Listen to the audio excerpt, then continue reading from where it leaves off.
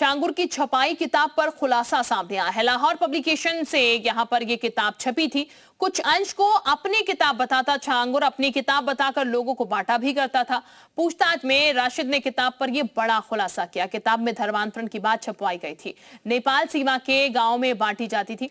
इसके साथ ही आपको बता दें, हर गांव में किताब बांटने का लक्ष्य था। किताब में इस्लाम को जमकर बताया गया था, यानी कि उसकी तारीफ की गई थी। जन्नत में बेहतरीन घर मिलने के दावे इस किताब में किए गए थे। इस्लाम कबूल करने के लिए प्रेरित किया जाता था।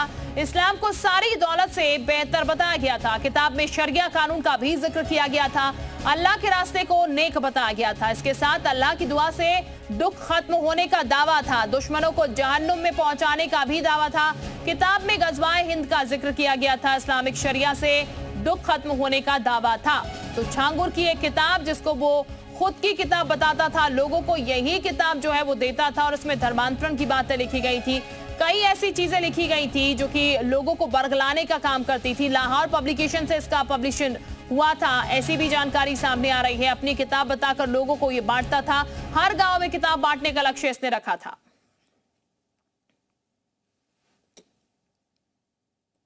यूपी एटीएस को छांगुर के गाजी से बड़ी अहम जानकारी मिली है। यूपी एटीएस को ये पता चला है कि छांगुर का गाजी रशीद तमाम किताबें बांट रहा था जो छांगुर के जरिए छपवाई गई थी। ये किताब लाहौर पब्लिकेशन की कॉपी की गई थी और इसमें धर्मांतरण को लेकर इस्लाम कबूल करने की बातें लिखी गई थी। ऐसे में रशीद नेपाल बॉर्डर से सटे हुए तमाम जिलों में इन किताबों को युवाओं के बीच बांट रहा था। कैमरामैन समीर कंग के साथ विशाल लोगवंशी, जी मीडिया।